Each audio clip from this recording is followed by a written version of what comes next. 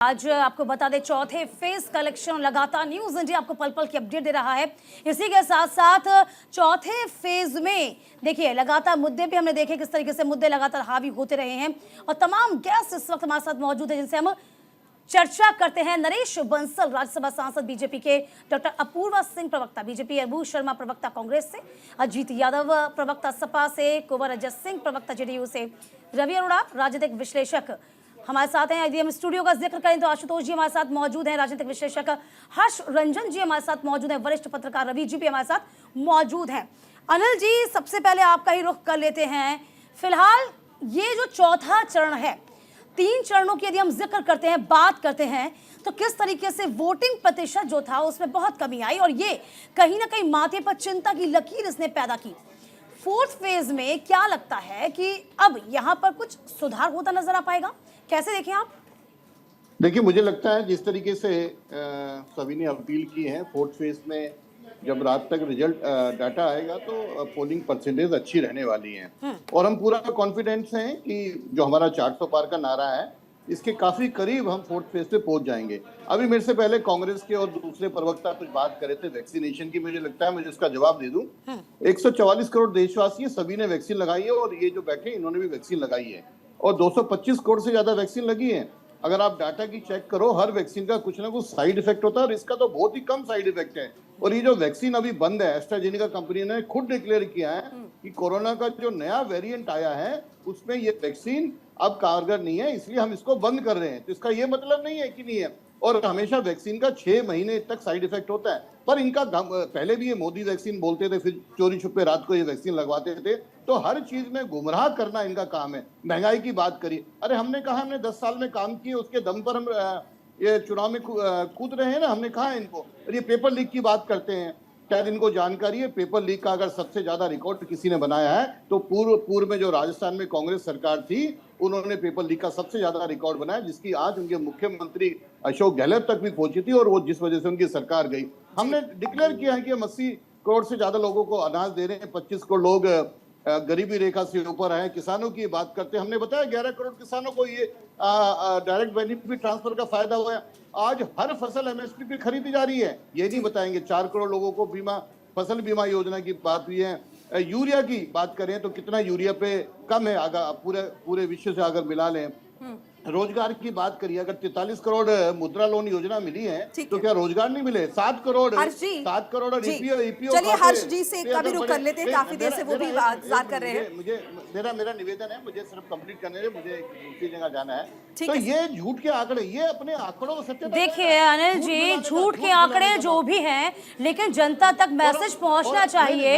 यदि जनता तक message BJP पहुंचा देती है तो ये बहुत बड़ी बात है। यदि आप एमएसपी की बात करते हैं, कानूनी गारंटी की बात करते हैं, तो जाहिर सी बात है कि किसान जो हैं, अन्नदाता जो हैं, वो सड़कों पे ना उतरते, वो कानूनी दर्जा देने की मांग लगातार करते हैं। मोनिका। बिल्कुल। और हर्ष जी, मैं ये जानना चाहूंगी आपसे, वैक्सीन को लेकर जिस तरह से कांग्रेस पार्टी कह रही है कि मोदी वैक्सीन है और इससे साइड इफेक्ट देखने को मिल रहे हैं, आपको नहीं लगता कि ये चुनावी मुद्दे से कहीं ना कहीं ज्यादा एक भ्रम की स्थिति आम लोगों के बीच पैदा हो रही है? लोग डर रहे हैं क्योंकि ये सीधे जो है सीधा कहीं ना कहीं लोगों के स्वास्थ्य और लोगों की जान से जुड़ा हुआ मामला है। देखिए मोनिका, 2 चीजें हैं वैक्सीन को लेकर, कोविशील्ड को लेकर। मैंने पिछले 1 सप्ताह में कई बड़े डॉक्टरों से बात की है, उनके इंटरव्यूज़ किए हैं। सिर्फ देश में नहीं, विदेशों के डॉक्टर से भी हमने बात की है। कानून यूके के अलग हैं, चाहे वो सोशल जस्टिस के कानून हो या मेडिसिन के कानून हो या खाद्य पदार्थों में कौन सा केमिकल या कौन सा प्रिजर्वेटिव कितना डाला जाना है इसके कानून हो। इसी तरीके से आपके एमिशन के नॉर्म्स भी अलग अलग हैं। तो 2 देशों की तुलना मेहरबानी करके पहले तो नहीं करनी चाहिए। अब आते हैं कोविशील्ड और उसके दुष्प्रभावों की जिस बात पर चर्चा हो रही है। देखिए, सवाल ये है कि कोई भी दवाई कहीं ना कहीं किसी पर, ये मेरा नहीं, मैं डॉक्टर नहीं हूँ एमबीबीएस, डॉक्टरों का कहना है कि कहीं ना कहीं किसी व्यक्ति पर साइड इफेक्ट उसके हो सकते हैं, उसकी मृत्यु भी हो सकती है। लेकिन अगर 1 करोड़ व्यक्ति उससे ठीक हो रहा है और उससे 2 लोग प्रभावित हो रहे हैं तो इस वैक्सीन के साथ क्या नहीं जाना चाहिए? तो बिल्कुल जाना चाहिए, क्योंकि मौतें ऐसे भी होती हैं। लेकिन कुल मिलाकर बड़ी परिस्थिति, बिग पिक्चर ये बनती है कि कोविशील्ड का कोई दुष्प्रभाव नहीं है इस तरीके से। बड़ी आबादी पर, और इसकी वजह से भारत जैसे विशाल आबादी वाले देश में बहुत लोगों की, करोड़ों लोगों की जान मतलब हम ये बचाई कह गई। सकते हैं, इन शॉर्ट हम हर्ष ये कह सकते हैं ना कि कोई भी हो, चाहे एलोपैथिक कोई भी दवाई हो, उसका साइड इफेक्ट होता ही है, किसी में कम होता है, किसी में ज्यादा होता है। चलिए आगे भी आपका रुख करेंगे, तमाम अतिथियों से हम तारुफ करेंगे। देखिए इस बीच न्यूज इंडिया पर इस वक्त की बड़ी खबर आपको बता दें, इस वक्त की बड़ी खबर दिल्ली से है, जहां सीएम हाउस में हंगामा हुआ, स्वाति मालीवाल से मारपीट का आरोप लगा। सीएम केजरीवाल की पीए पर यह आरोप लगाया गया है। देखिए स्वाति मालीवाल जो कि राज्यसभा की सांसद हैं और किस तरीके से गंभीर आरोप उन्होंने लगाया है, ये बड़ी खबर आपको, बड़ी जानकारी आप तक साझा कर रहे हैं। राज्यसभा सांसद और दिल्ली महिला आयोग की पूर्व अध्यक्ष स्वाति मालीवाल ने दिल्ली के मुख्यमंत्री अरविंद केजरीवाल के पीए पर गंभीर आरोप लगाए हैं। मारपीट के आरोप लगे हैं, बदसलूकी के आरोप लगे हैं, जिसकी वजह से सीएम हाउस में हंगामा बरपा हुआ है। ये बड़ी जानकारी साझा कर रहे हैं। ज्यादा जानकारी के लिए कंचन जुड़ चुके हैं हमारे साथ। कंचन, क्या कुछ इंफॉर्मेशन है आपके पास, जरा विस्तार से बताइए। देखिए आपको बता दें, दिल्ली महिला आयोग की पूर्व चीफ स्वाति मालीवाल ने सूत्रों के हवाले से खबर है कि अरविंद केजरीवाल के घर से कॉल की थी और विभव कुमार जो कि अरविंद केजरीवाल के बेहद करीबी माने जाते हैं, उनके पीए हैं, उनके ऊपर मारपीट का आरोप लगाया है। अभी हम रास्ते में है, सिविल लाइंस थाने पहुंचने वाले हैं, कुछ ही देर में पूरी स्थिति क्लियर हो जाएगी। अभी तक पुलिस के द्वारा सूत्रों के हवाले से जानकारी है कि किसी प्रकार की कोई लिखित में कोई जानकारी प्राप्त नहीं हुई है, लेकिन हाँ, ये एक सूत्रों के हवाले से खबर आई है कि स्वाति मालीवाल द्वारा एक के बाद एक 2 कॉल लगातार की गई थी पुलिस थाने में और मारपीट की शिकायत लगाई गई थी। विभव कुमार के ऊपर आरोप लगाया जा रहा है, लेकिन अभी कुछ भी कहना संभव नहीं है। जिस प्रकार अभी हम रास्ते में है, सिविल लाइन थाने पहुंचने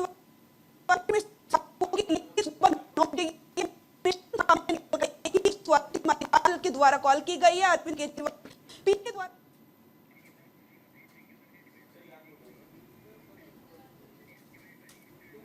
चलिए फिलहाल देखिए गंभीर आरोप लगाया गया है। पुलिस का कहना है कि कॉल के बाद पीसीआर वहां गई तो वह मौके पर नहीं मिली। इस खबर पर कंचन हम नजर लगातार बनाकर रखेंगे। हर्ष जी का हमने रुख किया था। देखिए रवि जी हमारे साथ लगातार मौजूद हैं स्टूडियो में, तो फिलहाल रवि जी आपका रुख कर लेते हैं। रवि जी देखिए, हम बात ये कह रहे हैं, चाहे बात वैक्सीनेशन की हो, भ्रष्टाचार की हो, लेकिन बात यह है कि जैसे जैसे हमने फेजेस देखे गए, चाहे प्रथम चरण का मतदान हो, द्वितीय चरण का फेज हो, तृतीय चरण हो, तीनों फेज में जो थे मुद्दे जो हैं बिल्कुल अलग नजर आए। पहले फेज के अलग हो गए, दूसरे चरण के अलग हो गए, तीसरे के अलग। तो फिलहाल ऐसा क्यों हुआ, क्या लगता है? क्योंकि जो आरोप INDIA गठबंधन ने लगाया सरकार के ऊपर, वो क्या इतने कारगर थे? क्योंकि हमने कहीं कहीं ये भी देखा कि बैकफुट में भी जो बीजेपी है वो नजर आई थी हमें। देखिए आपको बताऊं, जिस प्रकार से आपने देखा कि भारतीय जनता पार्टी ने ऑपरेशन लोटस चलाया और पूरे देश में चलाया, उसके बाद हाँ कई बार हुई है लोकसभा के। अब आप समझिए कि लोकसभा के चुनावों में अब जो जनता, जो आप महाराष्ट्र की बात कर लीजिए, एकनाथ शिंदे ने सरकार बनाई, एनसीपी को तोड़ा गया, शिवसेना को तोड़ा गया। अब वो जो कैंडिडेट है, अब वो जनता में जाएंगे तो उनका क्या मैंडेट वो देंगे या नहीं देंगे, दो बातें। ऐसे ही नीतीश कुमार जिस प्रकार से वापसी करते हैं, रवि जी जरा माइक उठा लीजिए। जिस प्रकार जो है नीतीश कुमार वापसी करते हैं, बीजेपी के साथ दोबारा अलायंस करते हैं और जो है आरजेडी के साथ उनका गठबंधन टूटता है, और आरजेडी ने जिस प्रकार से वहाँ पर नौकरियाँ दी, उसको लेकर कहीं ना कहीं बिहार के अंदर, मतलब कई बड़े राज्य हैं जहाँ पे एक बड़ा मैंडेट मिलता है बीजेपी को, वहाँ पे नुकसान की स्थिति में ना आ जाए, इसको लेकर। तीसरी बात, जिस प्रकार से लगातार आपने देखा वोट प्रतिशत बहुत कम है, जबकि एंटी इनकम्बेंसी का माहौल नहीं है। अगर एंटी इनकम्बेंसी का माहौल होता है तो बढ़ चढ़ कर लोग हिस्सा लेते हैं, लेकिन कहीं ऐसा ना हो कि सिर्फ मुस्लिम। चलिए वही कम वोट प्रतिशत जो है ना, वो किस ओर इशारा कर रहा है? नरेश बंसल जी भी राज्यसभा से सांसद हमारे साथ लगातार बने हुए हैं। नरेश जी, ये कम वोटिंग जो हो रही है किस ओर इशारा कर रही है ये? क्योंकि 3 चरण हमने देख लिए, चौथा चरण अब चल रहा है, क्या माने इसे, कैसे लिखते हैं आप?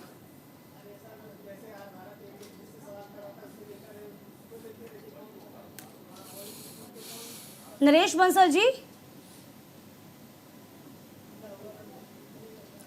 हाँ वो पूछिए। जी देखिए, लगातार यही पूछ रहे हैं, स्टूडियो से हम यही जानना चाहते हैं कि जिस तरीके से कम मतदान हो रहा है, 3 चरणों का हम जिक्र कर रहे हैं, तो आपका जो टारगेट है वो 400 के पार है बीजेपी का। ये 400 के पार संभव कैसे होगा जब लोग अपने घरों से बाहर नहीं आएंगे? तो देखिए, जितना मतदान हो रहा है सारा मतदान 543 सीटों के लिए होगा और 543 सीटों में से ही आएंगी। मतदान के प्रतिशत में कोई बहुत ज़्यादा अंतर नहीं है, पिछले तीनों चरणों में भी 1-8% इधर उधर होता है, वो कोई बड़ी बात नहीं है। लेकिन जो भी मतदान प्रतिशत है उसी में 543 सीटों का निर्णय होगा और हम अपनी ग्राउंड रिपोर्ट के आधार पर आश्वस्त हैं। हमारे कार्यकर्ता, हमारे नेता, हमारे जनप्रतिनिधि जितनी मेहनत कर रहे हैं, हमारे अध्यक्ष जी और सब लोग मेहनत कर रहे हैं, पन्ना प्रमुख तक का हमारा संगठन है, हम निश्चित रूप से 400 के टारगेट को पार करेंगे।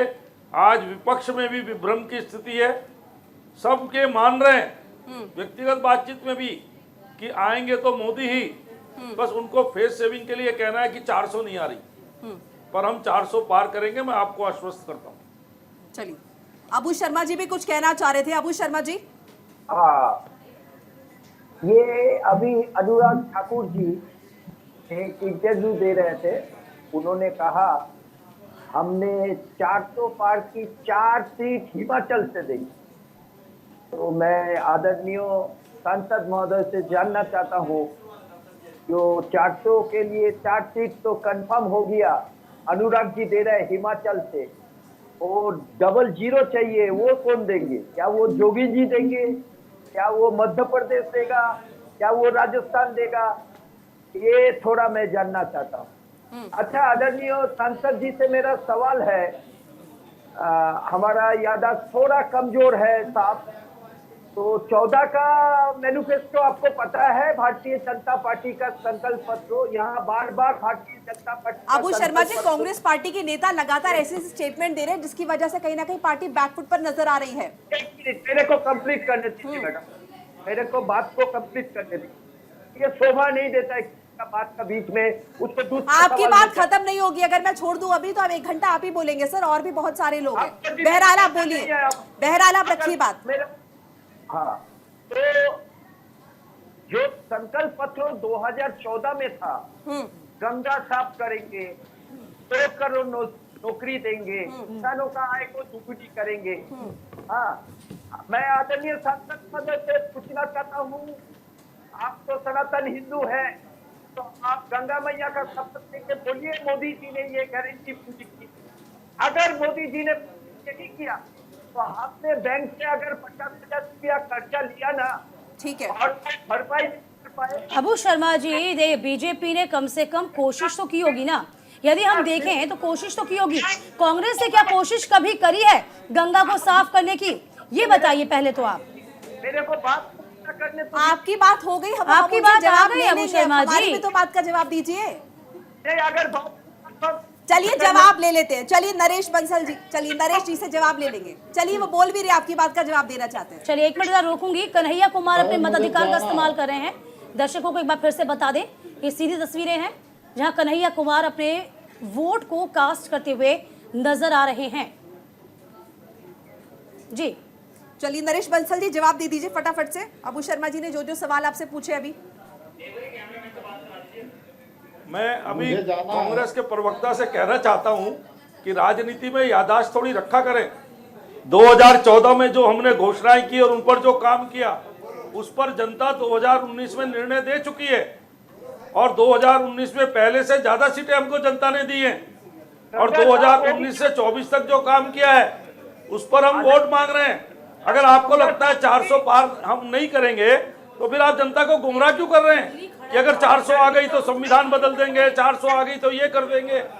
फिर आप गुमराह क्यों कर रहे हैं? इसका मतलब आप अंदर से मानते हैं 400 आ रही है और आप गुमराह करने के लिए कर रहे हैं। कोई कहता है चुनाव नहीं होंगे, कोई कहता है डिक्टेटर बन जाएंगे, कोई कहता है संविधान बदल देंगे। आप में भ्रम की स्थिति है। किसानों का सारे नेता, कोई कहता है 150 आएंगी, कोई कहता है 180 आएंगी, कोई कहता है 200 आएंगी, कोई कहता है 230 आएगी। अरे अपनी बताओ ना कितनी आएंगी? हम तो 400 पार करेंगे, जनता का विश्वास है। मोदी जी के ऊपर, मोदी जी ने जिस तरह से काम किया है उनके नेतृत्व के ऊपर। आपके पास तो ना नेता है, ना नीति है, ना नियत है। आपने जनता से 60 साल तक छल अजीत किया यादव जी, है और अब भी आप लगातार जनता को उंगली खड़ा गुमराह कर रहे करके हैं। ठीक, आपकी ठीक, 50 ठीक, सीटें भी ठीक, नहीं आने वाली है। ठीक, ये मैं यहाँ बैठ के कह रहा हूँ। 5 जून को तय हो जाएगा किसकी कितनी सीटें आएंगी, सरकार किसकी बनेगी।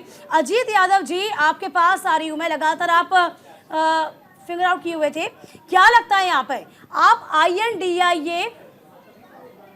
INDIA गठबंधन के साथ आप हैं? यदि हम देखें मैनिफेस्टो जो है वो कांग्रेस का अलग जा रहा है, समाजवादी पार्टी का अलग जा रहा है, आम आदमी पार्टी ने अपना मैनिफेस्टो अलग रख दिया। लोग कंफ्यूज नहीं होंगे, जनता कंफ्यूज नहीं होगी। यदि मान लीजिए आप जीत जाते हैं तो किसके मैनिफेस्टो को लेके आएंगे आप? देखिए, पढ़ाई लिखाई के सिलसिले में घर से जो है 2002 चलिए से वापस बाहर आऊंगी आपके पास। 2002 से अब तो जो है तकरीबन 22 साल हो गया है, लेकिन हर बार हर चुनाव में जो है हम आकर के अपना मताधिकार का प्रयोग जरूर करते थे। उसी परंपरा का निर्वहन कर रहे हैं, अपने मताधिकार का प्रयोग कर रहे हैं। गिरिराज सिंह के बारे में क्या कहेंगे? वो कहते हैं कि मैं हिंदू मुसलमान की बात करता हूँ, साथ में मैं विकास की भी बात करता हूँ। अच्छा, तो गिरिराज सिंह जो कहते हैं वो तो 5 साल से लोग यहाँ देख ही रहा है ना। गिरिराज सिंह जी ने जो है इस बेगूसराय जिले के मतदाताओं को अपमानित किया, गाली गलौज की जो है किया उनके साथ, उनके जन्म पे जो है सवाल उठाया, यहाँ के मतदाताओं को देशद्रोही बोला। तो ये उनकी पुरानी आदत है, वो करते रहते हैं। मुझे लगता है कि गिरिराज सिंह जी को ये जवाब देना चाहिए कि बेगूसराय में दिनकर विश्वविद्यालय क्यों नहीं खुला, पुल का काम कंप्लीट क्यों नहीं हुआ, इस क्षेत्र में जो वादे किए गए थे उन वादों को क्यों नहीं निभाया गया। इस सवाल का जवाब देना चाहिए। सीपीआई के बारे में कहते हैं कि अगर सीपीआई को अगर फिर से जिताते हैं तो फिर से वो पुरानी खूनी खेल खेला जाएगा। अच्छा, ये तो देखिए, जब एक बात बताते हैं, जब हमारे पास गिनाने के लिए हमारी अच्छाई नहीं होगी ना, तो हम आपके ऊपर कीचड़ उछालना शुरू कर देंगे, आपके बारे में बुरा भला बोलना शुरू कर देंगे। उनकी सरकार है, 10 साल से सरकार है, वो 10 साल से जो है सांसद हैं, 5 साल सांसद नवादा से रहे, 5 साल बेगूसराय से रहे हैं। उन्होंने बेगूसराय के लिए क्या किया है ये बात उनको बताना चाहिए। Thank you. कन्हैया कुमार को सुन रहे थे आप, मताधिकार का इस्तेमाल करने पहुंचे तमाम मेहमान हमारे साथ बने रहिए। एक छोटा सा ब्रेक यहाँ पर लेना होगा, ब्रेक के बाद फौरन हाजिर हो रहे हैं, आप कहीं मत जाइएगा। तो इंडिया अपने मताधिकार का इस्तेमाल आप जरूर करिए, चौथे चरण का ये मतदान है। और इस बीच देखिए, अपने डिस्कशन को हम आगे बढ़ाते, लेकिन उससे पहले जान लीजिए प्रधानमंत्री मोदी इस वक्त क्या कुछ कह रहे हैं। होते हैं पिछले 10 साल में बिहार में 1400 किलोमीटर नई रेल लाइनें बिछाई गई। बिहार में 400 से अधिक रेलवे फ्लाईओवर और अंडरपास बने। कोई मुझे बताइए, क्या बिना रोजगार को एक काम हुआ होगा क्या? छूमंतर करके जैसे रुपये ले जाते हैं वैसे पुलिया भी बन जाती होगी क्या? किसी को तो रोजगार मिला होगा ना, तब जाकर के बना होगा।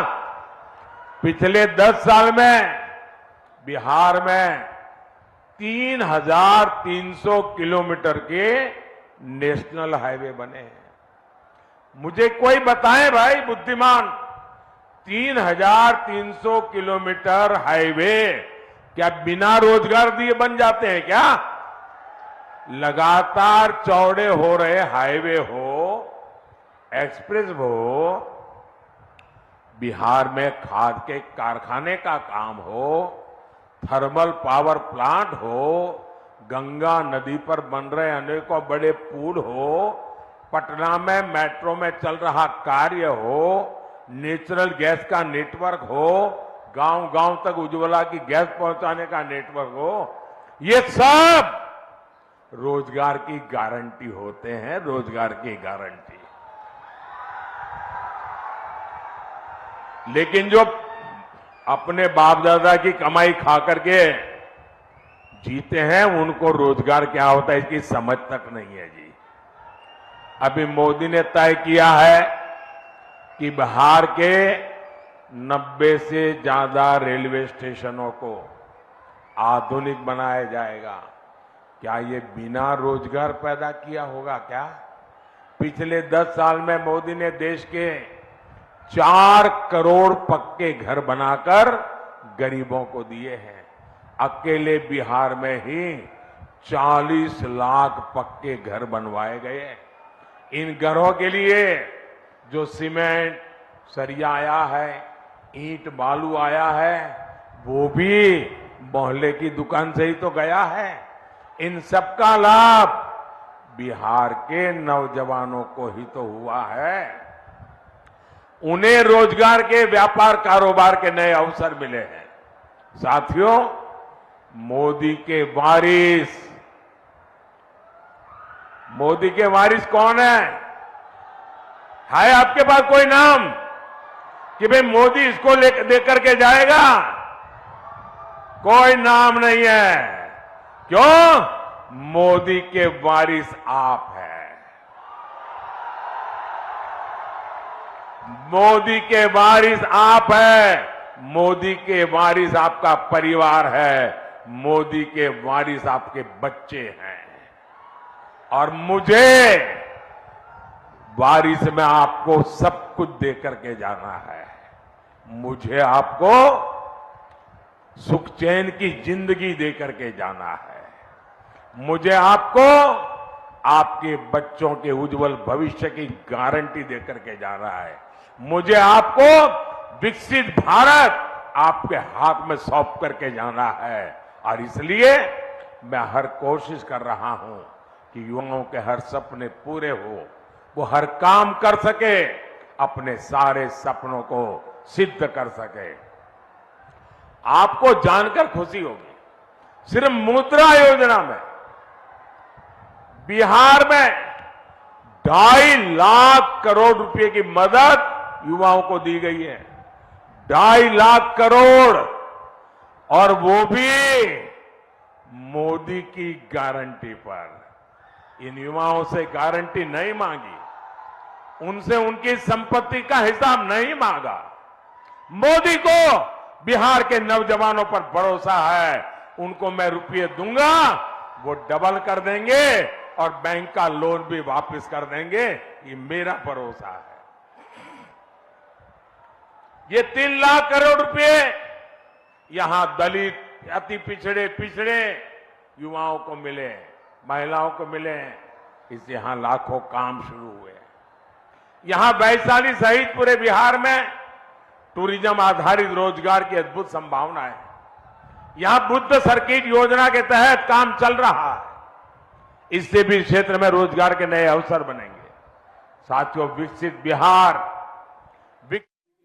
तो प्रधानमंत्री नरेंद्र मोदी को सुन रहे थे आप। इस बीच आपको बता दें कि चौथे चरण का मतदान जारी है और 11 बजे तक 24.87% मतदान हो चुका है और सबसे ज्यादा वोटिंग मध्य प्रदेश में हुई है। 32% से ज्यादा मतदान यहां पर हुआ है।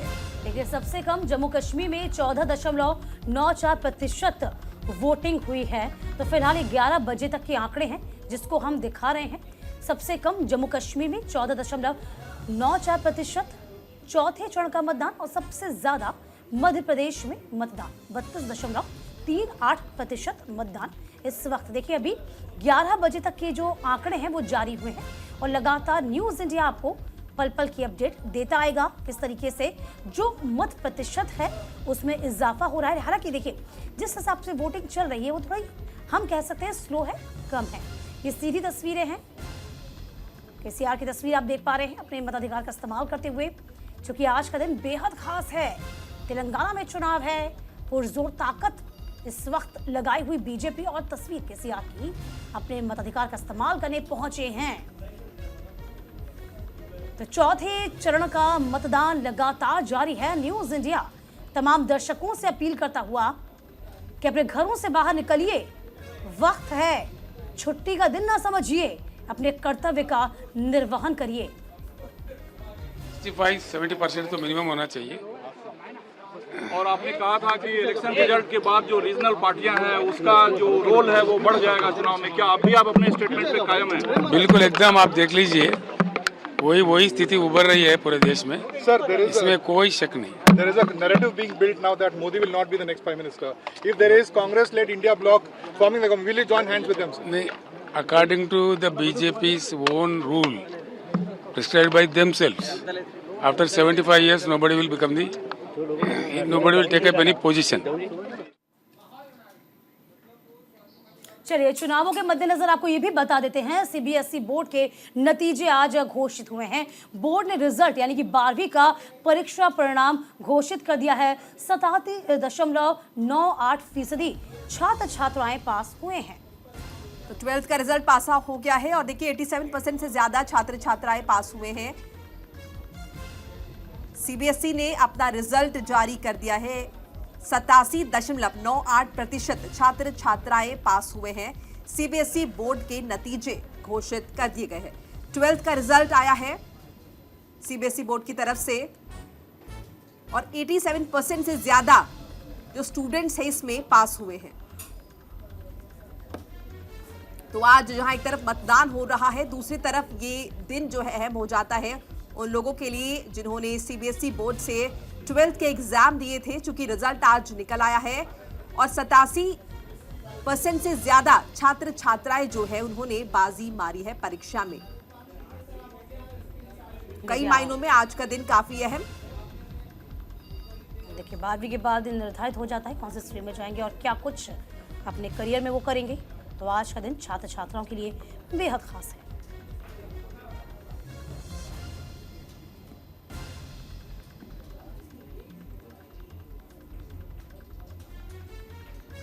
ये अहम जानकारी उन तमाम लोगों के लिए, उन तमाम अभिभावकों के लिए, साथ ही साथ छात्र छात्राओं के लिए जिन्होंने सीबीएसई में 12th क्लास के एग्जाम दिए थे। देखिए, रिजल्ट जो है वो आ चुका है और 87% से ज्यादा छात्र छात्राएं इसमें पास हुए हैं।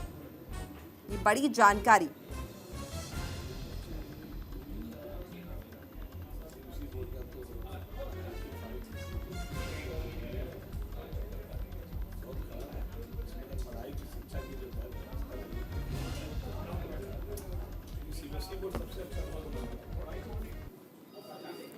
तो सीबीएसई बोर्ड के रिजल्ट आ गए हैं और देखिए 12th का रिजल्ट आ गया है और इस दफा जो रिजल्ट आया है 2024 में जो रिजल्ट की हम बात कर रहे हैं ये 87% तकरीबन आया है छात्र छात्राएं जो पास हुए हैं। चलिए, वापस से भी चर्चा में रुख कर लेते हैं। मनीष गुप्ता जी हमारे साथ पॉलिटिकल एक्सपर्ट जुड़े हुए हैं। के शर्मा ने भी हमको ज्वाइन कर लिया, स्टूडियो में बैठे हुए हैं। मनीष जी, सबसे पहले आपका रुख करती हूँ। जैसे कि 11 बजे तक की हम वोटिंग की बात करते हैं तो 24.87% मतदान हुआ है। सबसे ज़्यादा मध्य प्रदेश में 32.38% और सबसे कम जम्मू कश्मीर में। ये जो वोटिंग परसेंटेज हैं ये किस ओर इशारा करते हैं मनीष जी?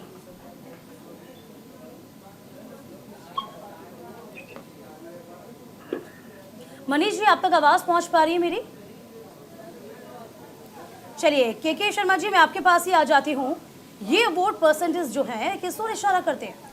देखिए, ये वोट परसेंटेज दीपिका जी जो है ना, ये साफ साफ दिखा रहा है कि आज भी जो थोड़ी सी वोट परसेंटेज चौथे फेज में बढ़ा है वो उसका वजह है असल मुद्दे से भटकना।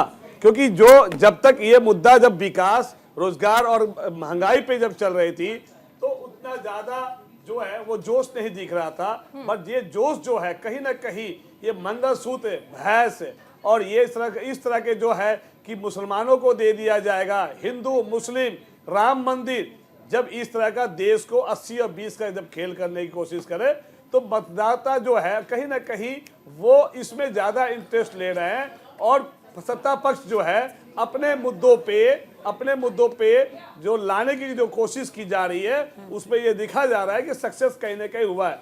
आप चाहे देख लिए, आप बिहार की जो वोट प्रतिशत देखिए, जो दो बड़े नेता नित्यानंद राय जो होम मिनिस्टर और वहां से जो सबसे बड़े हैं गिरिराज सिंह, वहां पे वोट प्रतिशत बहुत ही कम है। बट ये देश के जो फायर नेता जो कहते हैं ना फायर नेता है, उसके बावजूद भी उनके जिला में बहुत कम वोट हो रहा है। इसका मतलब कि वो चीजें जो है वो जो जनता के बीच में सही मुद्दे और उनको कहीं ना कहीं जो विकास ना देने की वजह से और पलायन ना रोक पाने की वजह से कहीं ना कहीं वो जो इंटरेस्ट है वहां की जनता में कोई नया रुचि नहीं रहा है। विपक्ष भी इसमें साबित अच्छा नहीं हो पाया है कि वो सत्ता पक्ष के मुद्दों को सही ढंग से आवाज उठाए। चलिए, बीजेपी का पक्ष रखने के लिए हमारे साथ अपूर्वा जी भी जुड़ी हुई है। अपूर्वा जी, आप किस तरह से देख रही है मतदान प्रतिशत को? अभी के शर्मा जी ने बताया कि कहीं ना कहीं वोटिंग प्रतिशत जो है उसमें जो भी इजाफा हुआ, लेकिन कहीं ना कहीं उदासीन रवैया जनता का जो नजर आ रहा है वो आ रहा है मौजूदा सरकार के कामकाज ना करने की वजह से। देखिए, देखने के अपने अपने नजरिए हो सकते हैं और मुझे जो लगता है वो ये है कि वोटिंग परसेंटेज को लेके इसलिए बहुत चिंता नहीं होनी चाहिए, क्योंकि अभी ये बहुत ही शुरुआती फेज है। आज के लिए जो मैं पर्टिकुलरली बोलूँ तो गर्मी बहुत तीक्ष्ण है, हो सकता है जनता अपने काम धाम सब निपटा करके जो शाम होता है या जब गर्मी थोड़ी सेटल होने के लिए होती है तब टर्न अप ज्यादा करती है। दूसरी बात ये है कि इन्होंने एक आरोप लगाया कि सरकार का जो उदासीन रवैया है उसको देखते हुए, मैंने इतने सालों के इतिहास में, भारतवर्ष के इतिहास में ऐसे 10 वर्ष के जो कार्यकाल है वो आज तक नहीं देखा। और आप मान के चलिए कि मोदी जी ने जो आने के 10 वर्षों के अंदर जो काम करे हैं हमारे आदरणीय प्रधानमंत्री जी ने, उसको आप इंडियन पॉलिटिकल हिस्ट्री में एंड गवर्नेंस की हिस्ट्री में एक वाटरशेड मूवमेंट कह सकते हैं। अगर कोई भी चीज आगे 50-60 साल बाद में डिफाइन होगी तो pre Modi and post Modi era के रूप में होगी। तो उन्होंने ये 30 उनके मैनिफेस्टो में पिछले साल जो चुनाव में 30 बड़े मुद्दे थे। आप बता सकते हैं कि 10 ऐसे मुद्दे आप बता दो जो मोदी जी ने पूरा किया हो। सुन लीजिए, पहले सुन लीजिए। विकसित राष्ट्र के संकल्प को लेकर के चलने वाला वोटर घर से बाहर निकला है और उसने वोट डाला है। मगर ये जो इंडिया अलायंस के जो कार्यकर्ता है और इनका जो ट्रेडिशनल वोटर है वो इस बार हताश है, निराश है और वो जानता है कि एक तरफा जीत है, 400 पार भारतीय जनता पार्टी को होना है, तो ना तो कांग्रेस का कार्यकर्ता बाहर निकल रहा है और ना ही कांग्रेस का जो है वो वोटर बाहर निकल रहा है। चलिए अपूर्वा जी, लेकिन अपूर्वा जी रुकिए, मिश्रा जी रुकिए, अपूर्वा जी ये चिंता की लकीर क्या? अपूर्वा जी रुकिए, अपूर्वा जी रुकिए, ये चिंता की लकीर क्या INDIA के लिए ही है? ये चिंता की लकीर क्या बीजेपी के लिए नहीं है कि मतदाता अपने घरों से बाहर नहीं निकले? तो चिंता की लकीर तो दोनों पार्टियों के लिए या सभी पार्टियों के लिए है ना कि मतदाता यदि उदासीन है तो। हाँ, देखिए जो मतदाता विकसित राष्ट्र और भारत के संकल्प को लेकर चलता है वो बाहर निकला है और उसने वोट किया है।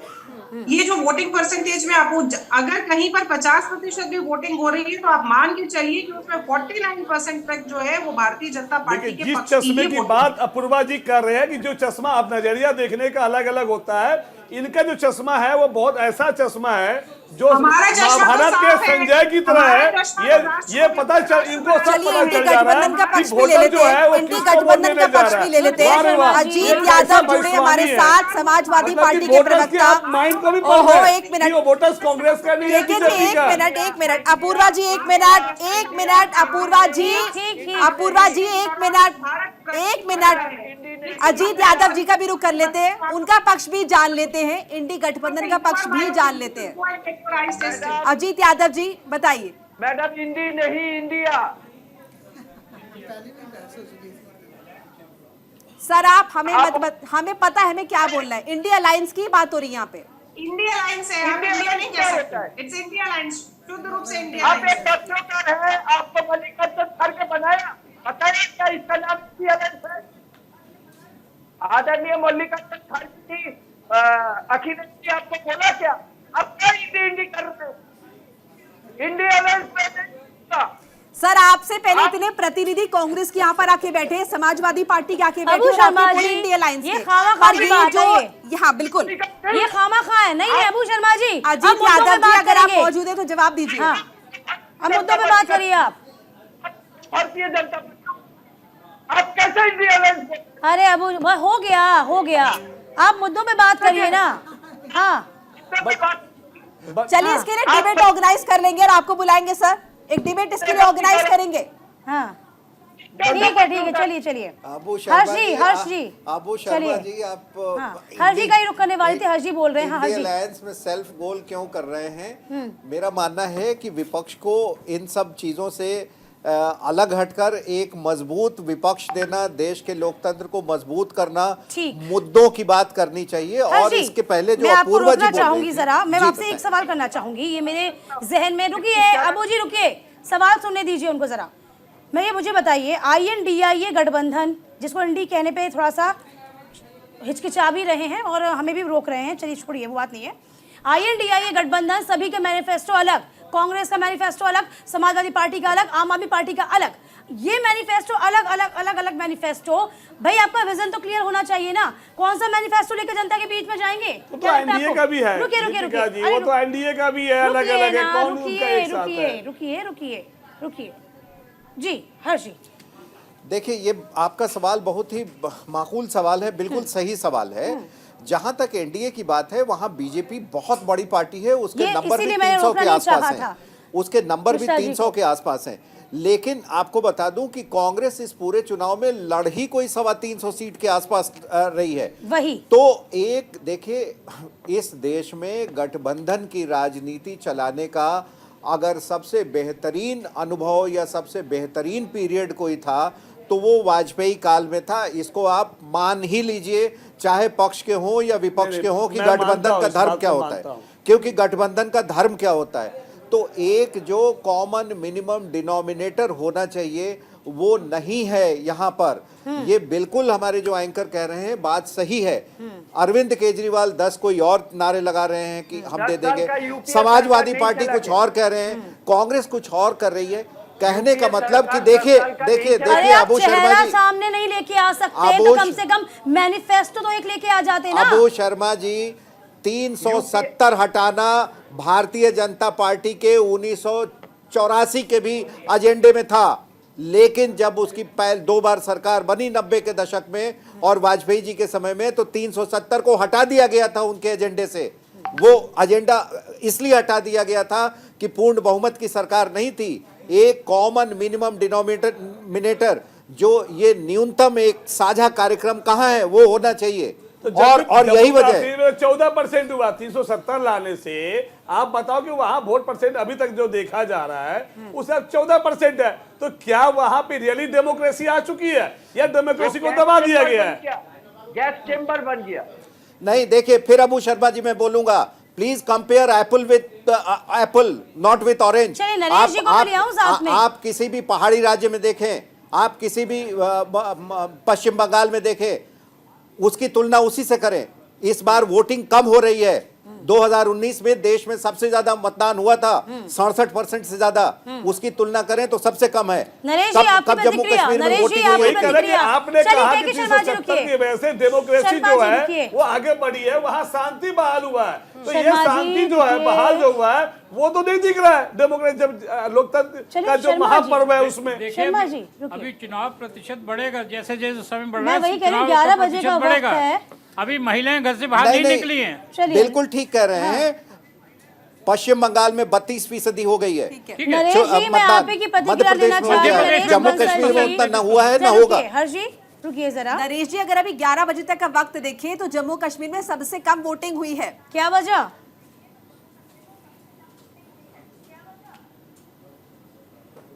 उससे पूछ रहे हैं जी नरेश बंसल जी। हाँ, जम्मू कश्मीर का आपका आ रहा है कि अभी 14% हुई है, कम है, लेकिन अभी शाम तक का समय है, अभी धीरे धीरे वोटिंग बढ़ेगी। जम्मू कश्मीर भी डेमोक्रेसी में अपना पूरा भाग प्ले करेगा, पूरे अपना रोल अदा करेगा। जम्मू कश्मीर में पहले भी कम होता रहा है मतदान, लेकिन आज मुझे बड़ी खुशी हो रही है कि बंगाल का मुकाबला मध्य प्रदेश कर रहा है पोलिंग पे।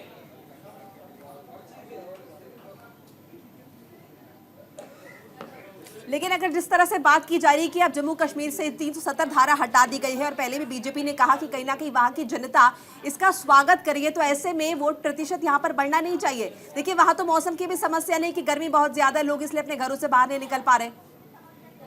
बिल्कुल सही सवाल आएगा। वहां पर पहले भी बहुत कम मतदान में हुआ है, लेकिन शांतिपूर्ण वहां पर वोटिंग होना यही बताता है कि वहां का किस प्रकार का माहौल है।